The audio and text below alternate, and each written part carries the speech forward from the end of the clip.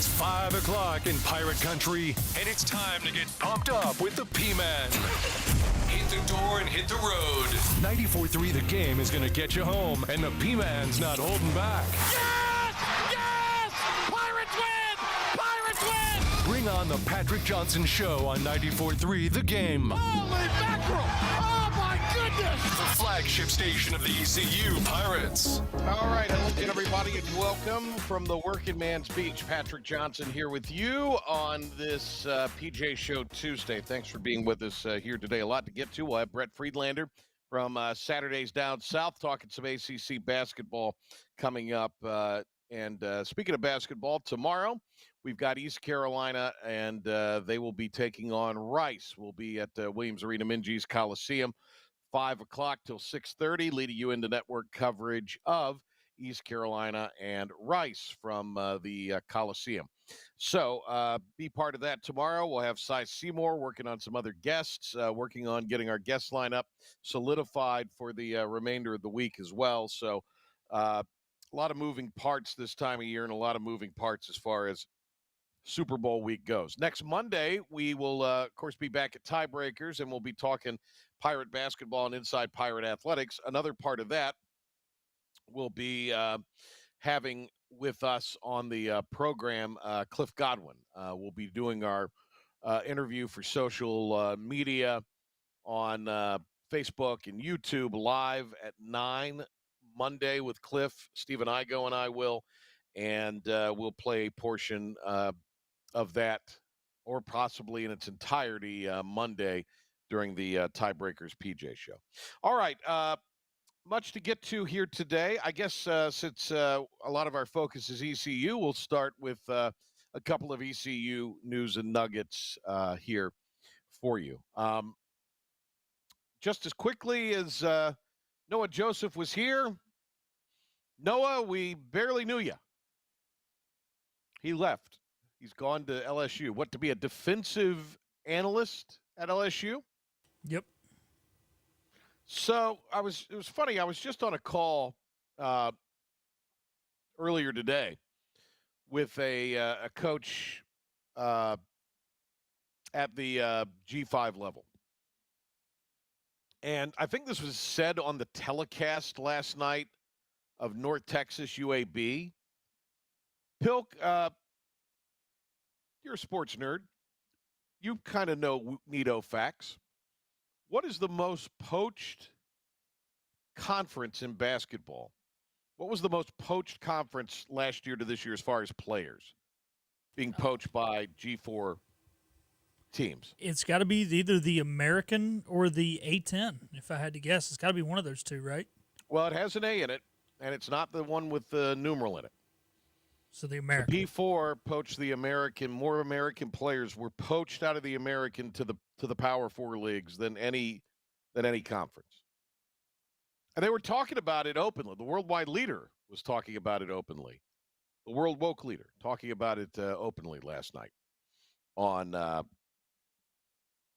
broadcast, the national broadcast of North Texas at UAB, which, by the way, UAB won. UAB will be here at Minges a week from tonight, which will be a tough one. So it's interesting to me, Pilk, when you look at that. We've lamented too. I mean, how many football starters for ECU off of this year's team were sucked up out of the portal by a P4 team? I mean, 3 that we were kind of fretting about going into the bowl game that had left the program, right? A couple on defense, one on offense. We were very concerned around Pirate Nation because the so-called big boys had poached some starters. We're now getting GMs poached going to the next level now. I mean, coaches leave all the time. Now players leave all the time. Hell, why not a GM? And so I wonder with this, because the thing is shut, right? I mean, the window for your transfer is shut until we get to April, right? Yeah, there's a 10-day at the end of spring ball. Right. and there's no problem. They'll have somebody in by then. Blake Harrell's talked to an intermediary, and that intermediary has said, Blake has said, we've got great candidates. We'll be fine. I mean, they still have candidates from this search, which was, I mean, how Noah was here how long, Pilk? Noah Joseph was here, 15 minutes? Yeah, I mean, they got him prior to the bowl game, technically. So, I mean, it's maybe 6 weeks, right? Now, how many of those deals were done in that 6 weeks, period? The people you were bringing in. 15, I think it was. Was that the number? 15 mid-season transfers or, mid-season signees or whatever, mid-semester? Was that the email? Yeah, there was that. And then also, I mean, he kept a good amount of people. Well, I'll give it to him. Yannick Smith's still here for now. Yeah. After last night, that might change. But he did do a good job of keeping people, I think, too. So for the time he was here, he did his job. But again, Right. He was here about as long as Bill Belichick was the head coach of the Jets and Manny Diaz was the coach of Temple. So the point is this the new normal? Yeah, it's the new normal. It was interesting today, too. Mike Swartz was telling me this today. Pilk, did you know that the men's basketball team in the first semester had a collective 3.0 GPA? No, It may have been not. greater than 3.0, but it was, yeah. I know we only really hear about one program and their academic prowess, and rightfully so. It's impressive what baseball does. But, you got two basketball programs that have team GPAs of 3.0. What's remarkable about basketball is it's a transient sport more so than any other. Right now. Yeah, no, the women's Smaller teams. rosters. Not taking and away you from got- the men's, but the women's team, I think their worst GPA on the team is exactly a 3.0. Everyone else is Right. above. So, I mean, you've got solid citizens in that men's basketball program, seemingly solid citizens in the women's basketball program. We could talk about my Joiner's on-court demeanor. Certainly up for debate. But, the thing that is just interesting to me is if you're East Carolina, I think you're just going to have to continue to be hitting them where they ain't, to borrow a little baseball parlance. And you're going to have really smart, think outside the box, creative people all going in the same direction. It's more important than before. And this is what I kind of marvel about with Blake Harrell. I mean, the business of football. It's as much every man for himself and woman now in a lot of these on these staff positions than anything. All of athletics is. We get right down to it. So if you have the ability to get everybody pulling in the same direction organizationally, that gives you a fighting chance, and that's what Blake Harrell's seemingly has at least for now, a Midas touch to do. So I have no doubt they'll get a good GM in, somebody that obviously is going to have to hit the ground running in the respect that, it's going to have to be one of those deals where they are ready to go. And you'll see what they do as far as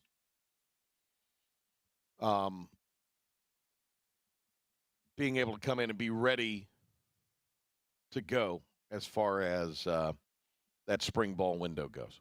You've also got, as was reported by the Big Hen on Talk of the Town this morning, $1.3 million in your NIL budget. You need more, but that gives you also a fighting chance. Now it'd be great to see that men's basketball NIL budget go up a little bit too, again to give you a fighting chance.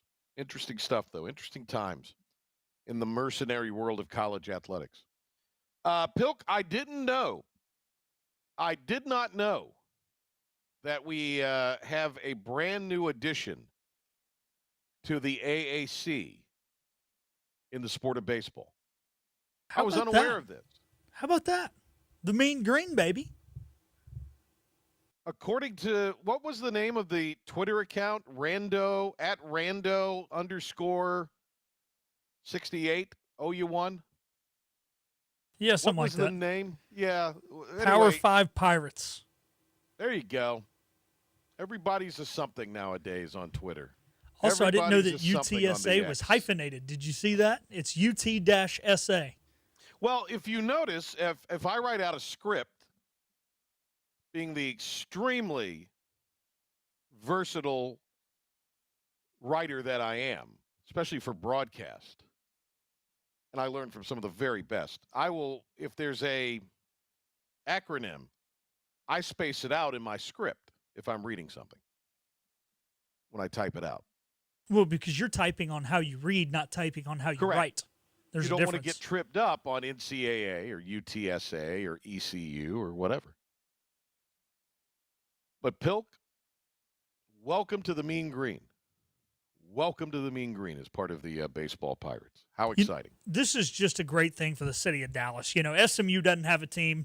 North Texas didn't have a team until yesterday. How are you in Dallas and you don't have a baseball team? You only got D3 Dallas Baptist, who is good enough to be D1 in baseball, and you've got TCU, who's okay. But hey, shout out to the Mean Green for investing in baseball, and now they are on the Pirates. look, Home schedule, baby. Let's go. They must have a GM in their in their baseball program to be able to slap together a roster that quick, and a hell of an NIL. Mean Joe Green has got to be donating the Coca-Cola money from the commercial back in 1979 or whatever it was to the NIL fund. That's how they were able to get the baseball team overnight, Patrick. That's what I've been told. So a great sports fan friend of mine, a lady named Brandy, was asking me yesterday who you're rooting for in the Super Bowl. And I don't really have – one of the things that's very interesting, Pilk, and I was thinking about this earlier today also.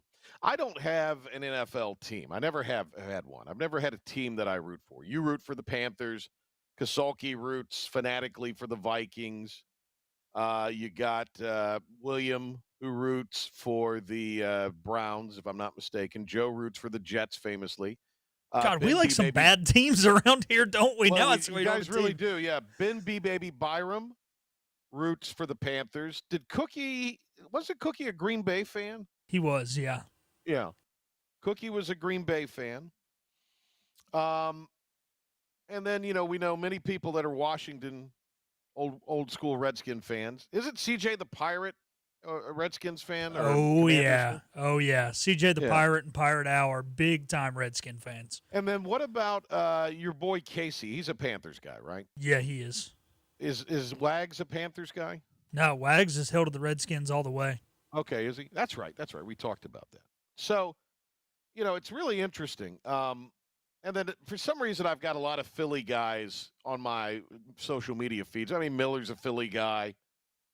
Well, we have the guys who used to work here who moved up to Philly. Yes, Sean Bryce. Jansen and Yankee Boy, both big Philly fans. They work there now in Philly.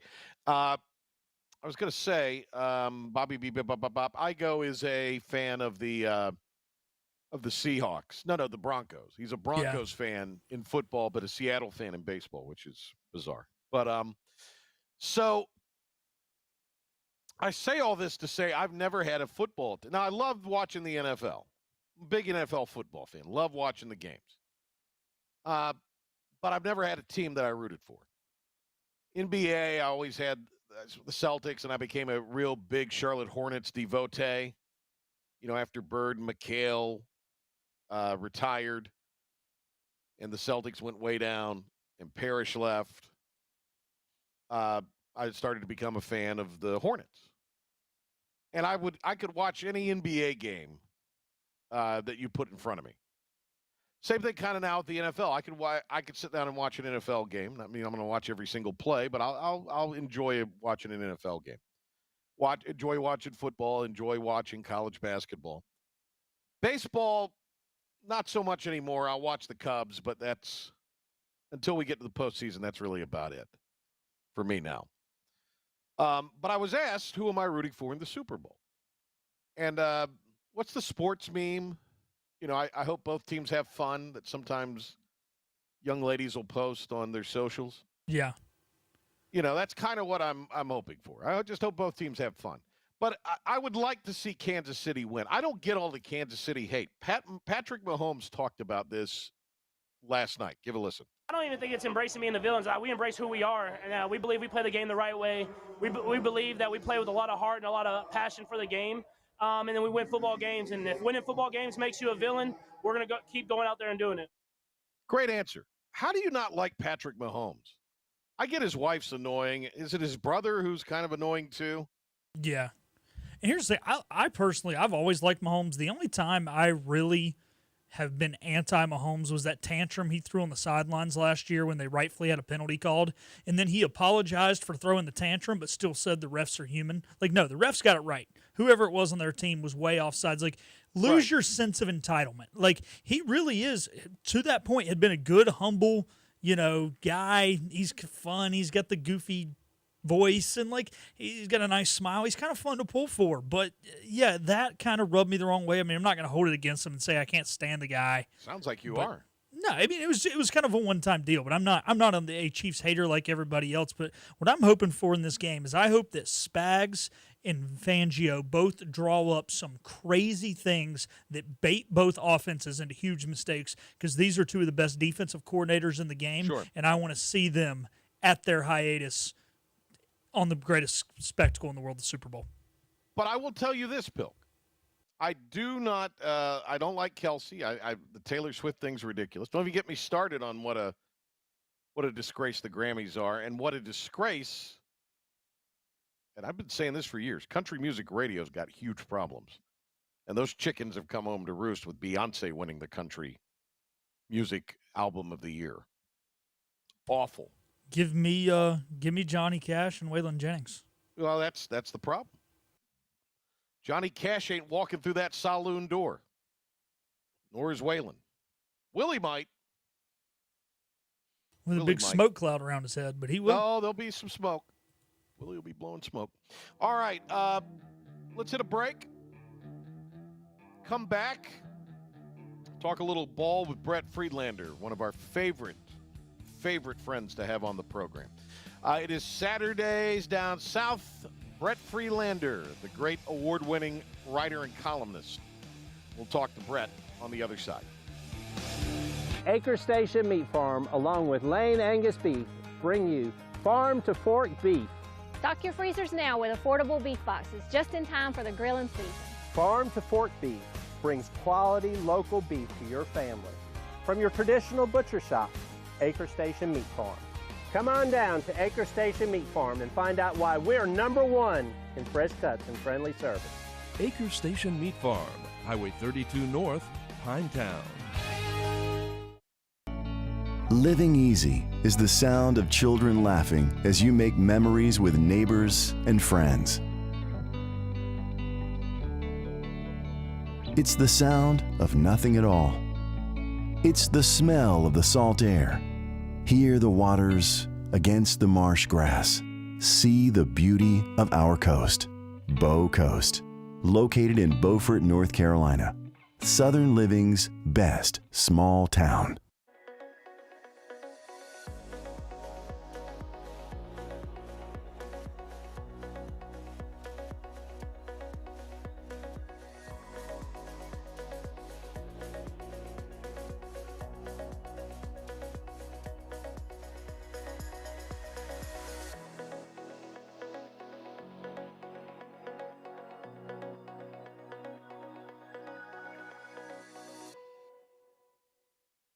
Other restaurants claim their food is fresh and fast, but are they friendly? At Moore's, you're treated like family the minute you walk into their doors. With locations in Winterville, New Bern, Swansboro, Morehead City, and Jacksonville. We've been practicing what we preach since 1945. At Moore's, our barbecue is slow cooked and smoked over real wood daily until it's so tender it's falling off the bone. Combined with our fresh chicken, cooked-to-order seafood, and homemade fixins, we're sure you'll agree. If it's not Moore's, it's less.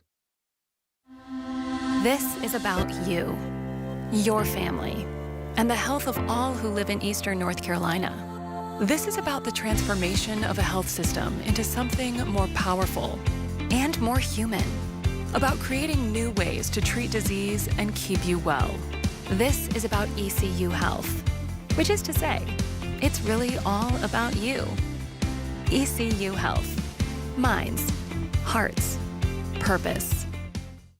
Your roof is a vital part of protecting your home and family from dangerous storms and hurricanes. At Assist Roofing, we install and maintain metal roofing that provides precise protection. Add value to your home while lowering utility costs with a fortified roof to last a lifetime. With 0% financing, grants, and Energy Star Green Roofing tax credit available. Call us to schedule a free consultation so you can weather any storm with confidence.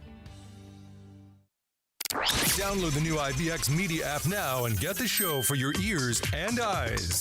Doesn't it look great on me? This is the Patrick Johnson Show on 94.3 The Game.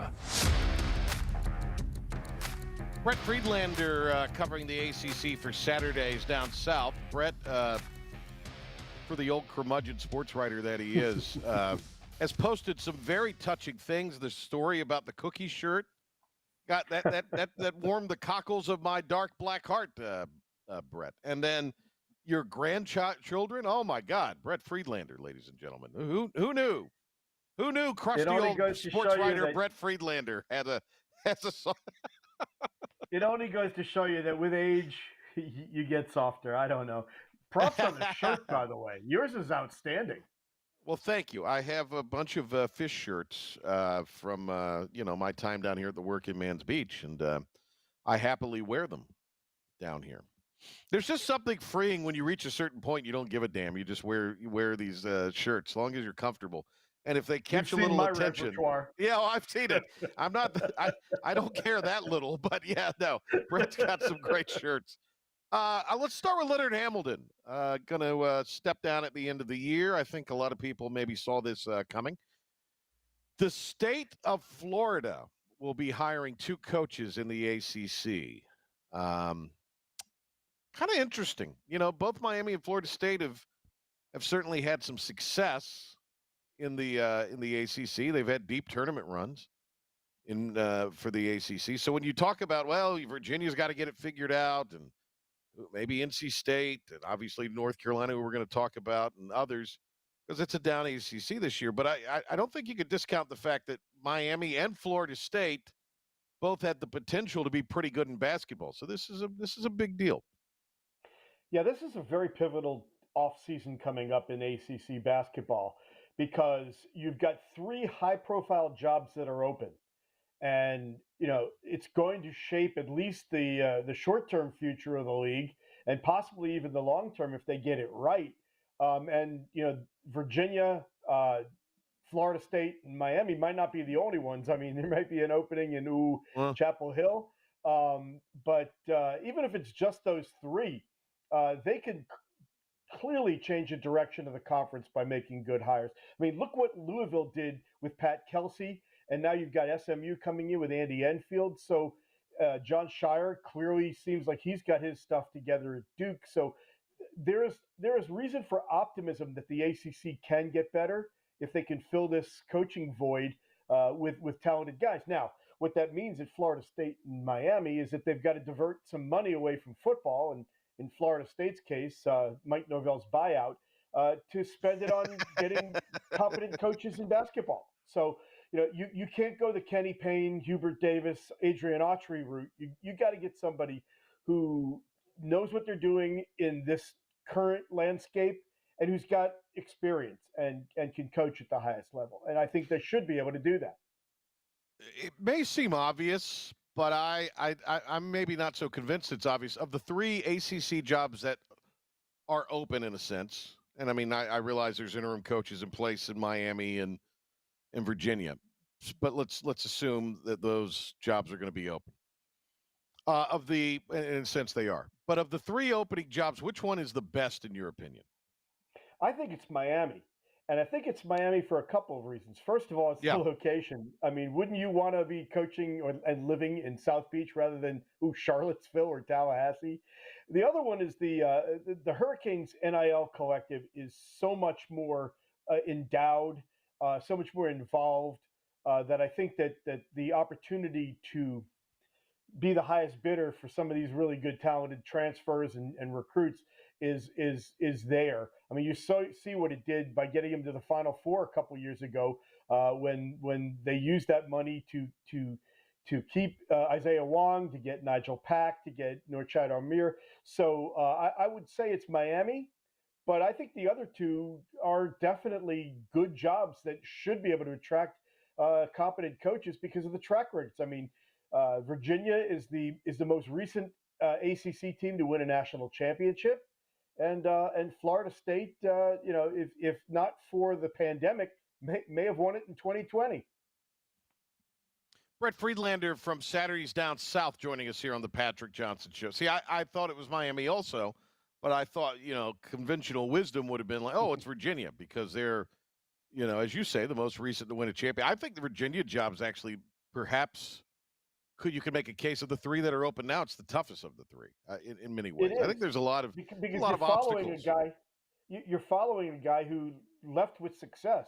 I mean, in Miami, they're the dregs right now. They've finally won an ACC game, and Florida State has dropped off in the last couple of years. So I think that the standard is higher in Virginia, and I think that the slate is a little bit less clean because you're going to have to start over from scratch with a totally new system. So whatever players are left there probably won't fit what you're going to do because Tony Bennett played such an unusual and unconventional style. Brett, the worst thing to happen to North Carolina is Hubert Davis. No, the worst thing to happen to North Carolina is the fact that they are not playing again until this weekend. And so that gives an entire week for everybody to gin up the already uneasiness surrounding this team. And, obviously if you lose the next thing, you just want to play the next day. That's the way players and coaches are wired. But you have a whole week if you're in Chapel Hill to hear the noise, and Bubba Cunningham to hear the noise about Hubert Davis, and Hubert Davis to hear the noise about Hubert Davis. So you have the whole week to do this. Now they're gonna conventional wisdom tells you there's a really good chance they're gonna be close. They're gonna be in the high teens and wins by the time they get the rematch with Duke. Because after these next two games, they really have it's a pretty simple putt. So on paper. So it's a pretty simple putt if you don't get beaten down by being 13-13 and having 5 straight losses. That team 2 years ago with guys like Baycott and Caleb Love and RJ Davis, after they got just smacked by Wake Forest around this time, they quit. So, I mean, it's a gimme putt, but you got to make it.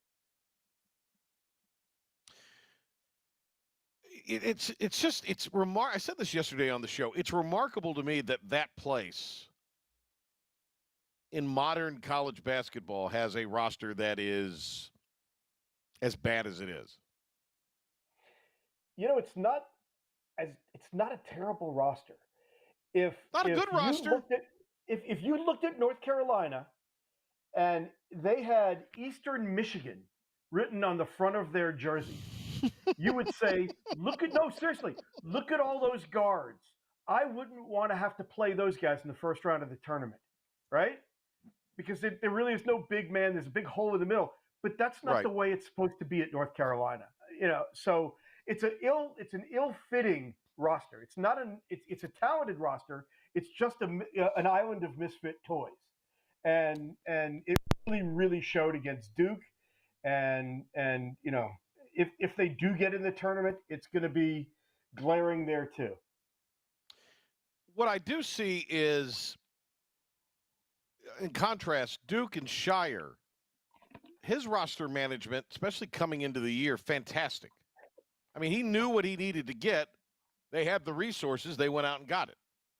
I mean, that's Shire and their brain trust and the GM there and all. What a really nice job to go out and construct a roster that got them older and got guys that had been contributing factors in programs and won games.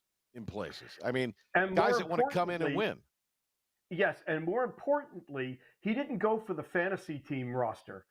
Right. He had specific needs and looked for guys who would fit in and who would not mind coming off the bench. Okay, you got Malik Brown, who is a rebounder and screener and defender, who is a game changer when he's in there. You saw what he did the first possession he was in there against North Carolina. He slapped the ball away, started a fast break. He doesn't need to get shots. You've got Sion James, who is a guy who can shoot. He's a guy who can handle the ball, so he can play both guard positions. If you need him, he can provide instant offense, but he's okay to just kind of be a secondary guy. And then you have a guy like Mason Gillis, who has that experience of having played in the national championship game last year and is one of those guys in the locker room who just is mature and knows how to play the game. I look at John Shire and how he was groomed for this job. A lot of people gave Mike Krzyzewski grief for the whole, farewell tour thing and, thought it was all about Kay. But it really wasn't. It was all about preparing John Shire because that year as coach in waiting, he was really being, doing a lot of the things that a head coach does. He was already getting that training instead of like Hubert Davis, where he just kind of stepped into it as soon as, it was an abrupt thing. And he had to learn on the job. And I think that Shire was way ahead of the game because he had that year with Kay there to kind of hold his hand to prepare and kind of lean into how he had to do things. Yeah, it's pretty remarkable. It really is. Let's bounce back to the Tar Heels really quick. I mean, you say it's an ill-fitted roster. I think it's for what they want to try to do. It's not a really great roster. And I say that because they've got the resources to go out and have put together a much better roster than what they're presenting out there. Are they, I mean, they're not going to have a whole lot of quad one opportunities. Short of winning the ACC tournament or maybe a deep run in the ACC tournament, or do you see a scenario where they would get in? No, I think that, beating Duke in the season finale is, I think, a must at this point. It would also help to go down to Clemson on Monday and win that game because that's a quad one game too. They're past the point now of just avoiding bad losses. They need some good wins. And right now, the UCLA game is the only one that they have, and even that's not that great a win. And so, yeah, I think that right now their goal is win at Clemson, win against Duke at home, and then don't go out in the first round of the ACC tournament. And I think that's their best shot, other than doing what NC State did last year and running the table in Charlotte. Brett Friedlander's Saturdays down south with us here. Will Duke go undefeated in the ACC? I'll tell you after Saturday, because I think when they go to Clemson on Saturday, that's the last really big speed bump remaining. The narrative is that they're going to get bored, and human nature is such that they'll just kind of sleepwalk their way through a game and lose a game that they shouldn't. But look at the remaining schedule. I mean, yeah, they go to Syracuse, but Syracuse doesn't play any defense. They go to Virginia. Virginia is not what they used to be, although they're playing better. Chapel Hill, but you see what they did to the Tar Heels at Cameron. And even when they do sleepwalk through a game like they did against Wake Forest up in Winston, and they did last week at home against NC State, they still have Cooper Flagg, and they still have enough firepower around him that it's really tough for them to kind of slip up. So I think that their best chance to lose a game between now and March is Saturday at Clemson, or on February 22nd when they go to Madison Square Garden and play Illinois. Yeah. Cooper Flagg exceeded your expectations? Yeah, and it's crazy because the expectations were so high. He's not like Zion Williamson, who just kind of wowed everybody because he put on, this show and had top 10 Sports Center highlights every night. Flagg will do that. I mean, he'll have his amazing dunk or a pass or something that will kind of, make you go, wow. But his big thing is the way he stuffs a stat sheet. I mean, this guy is I can't believe he hasn't had a triple-double yet. It's coming, but he gets close every game. I mean, the guy averages 20 points and 8 rebounds and 6 assists and 2 block shots every game. And his consistency and maturity for a kid who just turned 18 is just incredible. And he's everything he's cracked up to be and more. And that's saying a lot. Brett, I was going to ask you about Duke. I know that Ken Palm ahead, has them ranked as the highest defensive team. Do you think they're truly the best defensive team in the country, or is it just a little bit of the fact that, the competition isn't that of what Iowa State and Kansas play night in and night out? No, they are that good. Now, I don't know if they're the best defensive team in the country, but I would put them in the top 3. And the reason I do is because of Kaman Malawak. They've got a 7'2" kid who's got a standing reach of 9 feet 8 inches, standing back there protecting the rim. And when you have that, he doesn't even have to block or intimidate shooters to make you a good defensive team. What that allows you to do is you've got Tyrese Proctor and Sion James and Malik Brown and Cooper Flagg can just be crazy aggressive on the ball. And because you know that if you get beat and your guy gets past you, you got Malawak back there to as Steve Forbes say, blot out the sun. And it really makes you a really good defensive team all the way around, because you can sell out on the ball, and that's what they do. And I think that they're very, very good. Now, the competition hasn't been great, but you still have to defend, and they have. NC State heads out west, and usually, this is new. I mean, this is a whole new deal for NC State and teams in the ACC, that are East Coast, to go out west. But usually, if you get a little road trip, you can kind of, circle the wagon, so to speak. Get away from all the noise, as it were. Will you be up at 11 tomorrow night to watch this game? Is the big question. No. I'll watch it the morning after. Well, it's a brave new world. Past my bedtime. Well, you and me both. All right, Pilk, let's get a break. We'll come back and do an update and then wrap up the show. Brett, great to talk to you. Good to have you on the program. All right, take care. There he is, the great Brett Friedlander from Saturdays Down South. Good stuff with Friedlander, Pilk. Always is. Yeah, college basketball, man. He's my favorite guest. Yeah, he's good. All right, let's hit a break, Pilk. We'll come back to a little standalone update, little show meeting while the show's going on, and then wrap this up. How's that sound? Philip the Ref Pilkington with an update when we come back, and then we will wrap up the show for today, get you set up for everything we're doing tomorrow.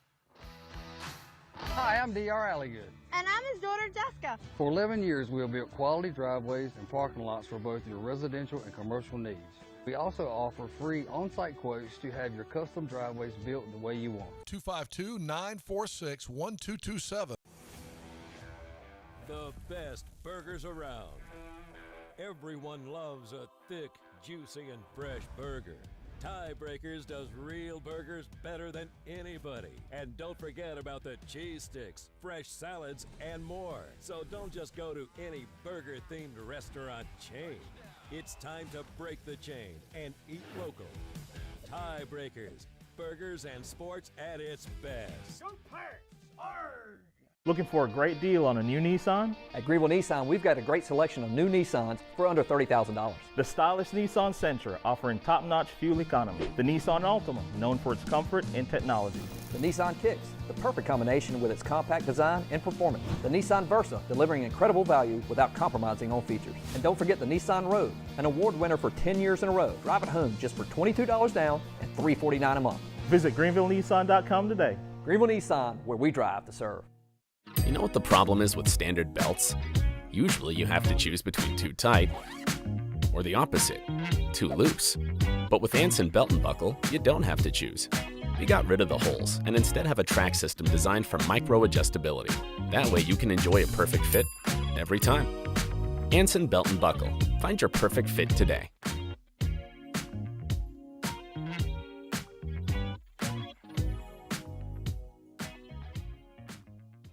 I'm D.R. Alligood. And I'm his daughter, Jessica. For 11 years, we have built quality driveways and parking lots for both your residential and commercial needs. We also offer free on-site quotes to have your custom driveways built the way you want. 252-946-1227. Storm season is approaching. North Carolina weather can damage your roof, and before long, a small leak can turn into a big problem. Your home is one of your biggest investments, so protect it with Wells Home Improvements. We work with all insurance companies for a hassle-free roof installation experience. Call us today and get 10% off your roof installation when you mention this commercial. 252-227-8403 or visit us online at wellshomeimprovements.com. Wells Home Improvements. Local, honest, dependable. Your confidence makes everything look good. You see the world in vivid color, not black and white. Swing through your neighborhood Fantastic Sam's Cut in Color and let our experienced stylists take you from everyday to extraordinary. Fantastic Sam's hair salons are locally owned and operated. Our full-service salons are conveniently located in Goldsboro, Kinston, Greenville, New Bern, Jacksonville, and Calabash. Stop in today at Fantastic Sam's, where the possibilities are endless. Philip Pilkington here with your 94.3 The Game Sports Flash update and Pirate report. Starting in Pirate athletics, Pirate football GM Noah Joseph has taken an analyst job at LSU. He just got to Greenville here in mid-December, so the Pirates will be looking to replace him as soon as possible. The Rams have informed Cooper Kupp that they will be seeking a trade for him immediately. He was a third-round pick back in the 2017 NFL Draft. In 2021, he won the receiving Triple Crown as well as the Super Bowl MVP. Moving on to hockey, the Minnesota Wild forward Ryan Hartman has been suspended 10 games for slamming Tim Setzel's head into the ice after a face-off last night. This is Hartman's 5th career suspension and 4th since 2023. The Hurricanes will be back in action tonight as they start a 2-game road trip to the Midwest. They'll travel north of the border to take on the Winnipeg Jets, who have an NHL's best 77 points at the moment. That'll do it for your 94.3 The Game Sports Flash update and Pirate report. We're going to take our final time out here on the Patrick Johnson Show. We'll be back to wrap it up right after this. The team of Flatlands Jessup is working overtime to help ensure that Eastern North Carolinians like you get the health insurance help you need this open enrollment period. New legislation passed, meaning more people than ever qualify for affordable coverage. Let us help you today. Ready to go for big savings? You've got the green light at Greenville Toyota with the new Corolla just $239 a month or new Tacoma only $349 a month. The green light savings event is on right now at Greenville Toyota. The best burgers around. Everyone loves a thick, juicy, and fresh burger. Tiebreakers does real burgers better than anybody. And don't forget about the cheese sticks, fresh salads, and more. So don't just go to any burger-themed restaurant chain. It's time to break the chain and eat local. Tiebreakers, burgers and sports at its best. Everybody loves tiebreakers. Storm season is approaching. North Carolina weather can damage your roof, and before long, a small leak can turn into a big problem. Your home is one of your biggest investments, so protect it with Wells Home Improvements. We work with all insurance companies for a hassle-free roof installation experience. Call us today and get 10% off your roof installation when you mention this commercial. 252-227-8403 or visit us online at wellshomeimprovements.com. Wells Home Improvements. Local, honest, dependable. Big tax credits are back. Get a 30% tax credit, up to $2,000 off your new Mitsubishi electric heat pump install. Let Comfort Master help you take advantage of the tax credits with a qualifying Mitsubishi electric ducted heat pump or non-ducted Mitsubishi electric mini splits. Mitsubishi electric mini splits are ideal for bonus rooms, garages, or sunrooms. If you need a new HVAC unit, call Comfort Master today. Call Comfort Master. Call Comfort Master. Hey, grab me one too.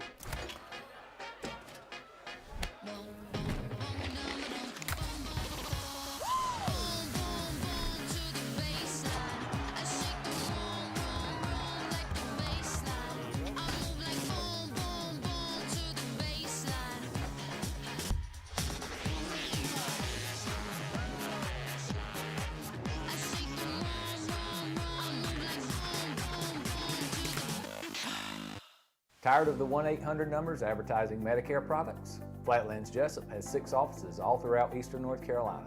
You get face-to-face help from our local award-winning licensed team. Stop by today. Flatlands Jessup, your whole world covered. Green is what you'll save during our Greenlight Savings event at Greenville Toyota. Get a new Camry, $269 a month, or a new RAV4, $339 a month. When the green light is on, you save big at Greenville Toyota.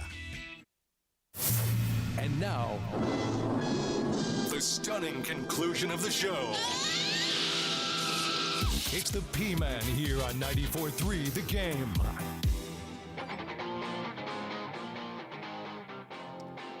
I really enjoyed our edition last night of Inside Pirate Athletics, talking basketball. It was great. Mike Schwartz, and enjoyed that. Excited to be back on the telecast tomorrow. We will be at Williams Arena Minges Coliseum tomorrow in the Hall of Fame area. Cy Seymour will join us. We're working on some other guests that will be, we know, in town. We're just seeing if we can get them to come over and be a part of the program tomorrow.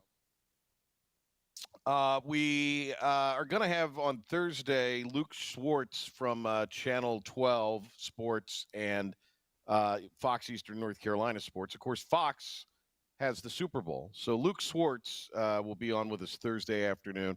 And hopefully Coach Logan, because we want to get kind of Coach's thoughts on everything going into the big game ahead of his show. Will that be the last one, or is he going to do a post-mortem of the Super Bowl the following week, Bill? No, that's going to be his last show, and we'll be back to 5 o'clock. What, we are? Yeah, we're back to 5. Now they're kicking us off on half of the Fridays because baseball starts at middle of the day on Fridays for the foreseeable future. But Thursdays will be normal. Well, and then we've reached out to some other people. We're just trying to work out getting them on and getting it organized for next week. A couple basketball cuts. Pilk, I don't have the info in front of me. So what do you have that you could tell me about, Pilk? Why don't you introduce the cut? Do you have it in front of you? Yeah, I do. So starting off, Darren just kind of tried to get Coach Schwartz to talk about the officiating, but just the game, how it changed paces late, but just overall the game. It was kind of an odd game, and this was Coach Schwartz's opening statement about the 98-94 overtime loss to the Temple Owls on Saturday. Yeah, I think, number one, it's very clear they got going from the three-point line. It was very difficult.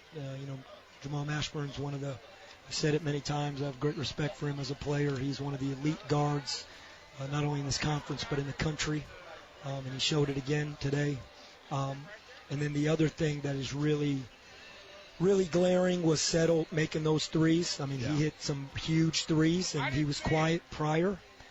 And then anytime a team shoots 32 free throws in a 25-minute span, boy, that's tough. And 0 free throws in the first half. They shoot 32 in the second. Same thing. We get to the free throw line. Difference is we don't convert at the free throw line. I think we missed 5 in overtime alone. And, that's why it's hard to win on the road when that happens. And then the second one here, Coach Schwartz he was just asked, this is a game that had 4 first-half fouls and had 39 second-half and overtime fouls. And Darren asked Coach if they have to kind of adjust the way they play and the way they coach when the way the game is officiated changes so drastically at the halftime break.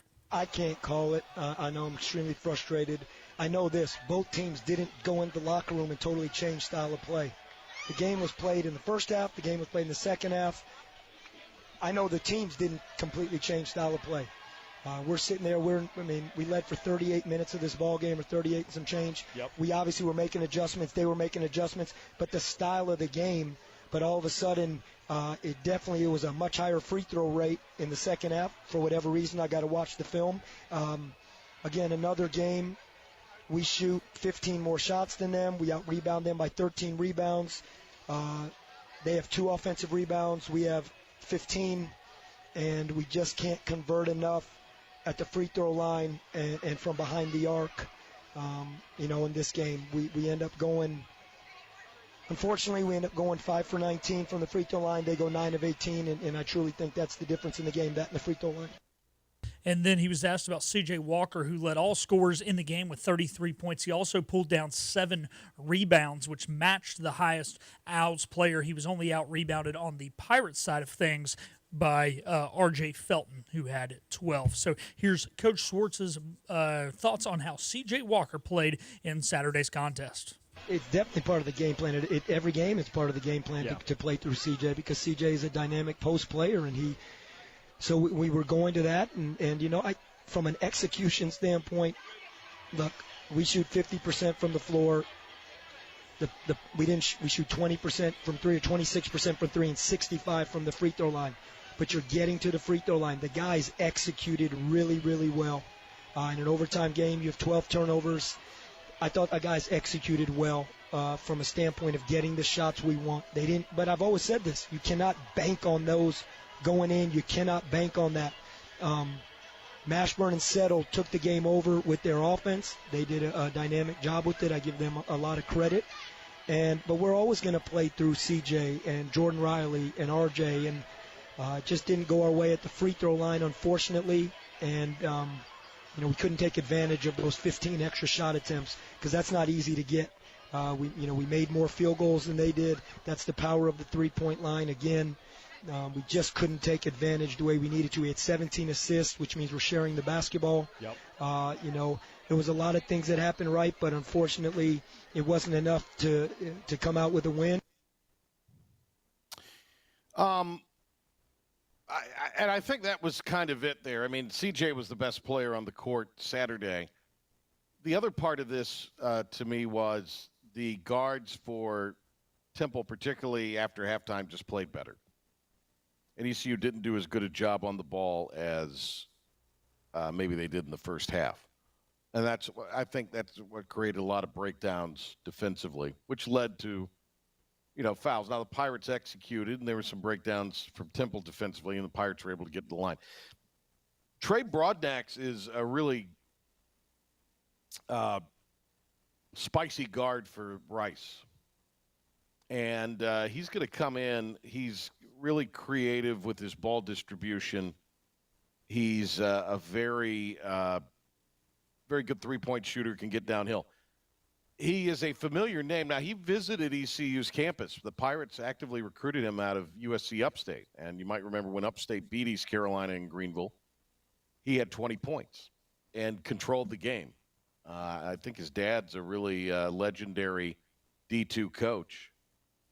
And so he's got basketball in his blood, and really great player, fantastic player. So can the Pirates, minimize Broadax? That'll be the case, or it'll be one of the determining factors, I think, tomorrow night. The other thing, to me, that you looked at the two Temple matchups. I thought East Carolina did a much better job kind of going at Mashburn and minimizing Mashburn, his effectiveness in the first game. And, I mean, it was a 1-point win for ECU. They had to make plays down the stretch. And, again, I just didn't do as good a job on the ball and limiting Mashburn's touches and making it hard for him, making him really work this last time around. So that's that. Big thanks to Brett Friedlander today. Great to have Brett on. I thought he said some interesting things. SaturdaysDownSouth.com is where you can go and check out all of Brett's work. And, of course, I think Duke tonight at Syracuse. We'll have that on Talk 103.7. Oh, it's tomorrow night. Okay. Tomorrow night. Also tomorrow night, the Wolfpack out at Cal. 11 p.m., Pilk. 11 p.m. will be the start time for the game tomorrow. Welcome to the new ACC. Patrick might be up in time to catch the end of it. If it went multiple overtimes, there's a chance I would see the end of the game. Yeah. I will not be staying up. Coach Logan and I stayed up last week for some late-night tennis, I will say. Yeah. He and I were texting about it, but Australian Open's a lot different than the little Wolfies and the Golden Bears. I should have said this when we mentioned Logan earlier, but I'm glad you mentioned Logan again, because it reminded me of something I wanted to say earlier in the show. But Coach Logan had his birthday yesterday. Happy birthday to Coach Logan. And today is Doug Martin's birthday. Friend of the show, now the new Elon OC. Talked to Coach over the weekend. So he's loving life. He's getting over the flu, like I had. Flu is a mother now. It's a mofo. All right, big thanks. Still got some great comments last night on our Friday show we did where my dad was the guest. You can check that out on the app, the IBX Media app. We have archived there all of our shows in audio and video form. So you can check that out. All right, again tomorrow, we will be out at Williams Arena Minges Coliseum. It's going to be a start time of 5 o'clock. We're going to go to 6:30. Cy Seymour will join us. We're working on some other guests, so we're looking forward to that show tomorrow ahead of the Rice game. And, of course, the Rice game will tip at 7:02. I'll be on the call for ESPN+, and we will have radio coverage with Darren Vaught. Are you in studio, Pilk, for tomorrow night? I am in studio for the game, and there's going to be one more guy on site. You got a soundbite from him? Who's going to be on site with us for the Patrick Johnson show? Kasulki? Yeah, Kasulki will be with us tomorrow as well. I think we're going to lose. That's what he says about his Vikings. Actually, he was very optimistic about it. He was. So he was very optimistic. All right, so thanks to Pilk, and we'll see you tomorrow in the morning on Talk of the Town on Talk 103.7 here in Greenville, and back here 5 o'clock tomorrow for the Patrick Johnson Show, as we will be joining you from the Hall of Fame area, Williams Arena Minges Coliseum, ahead of ECU hosting Rice. All right, have a great rest of your afternoon and evening. So long, everybody.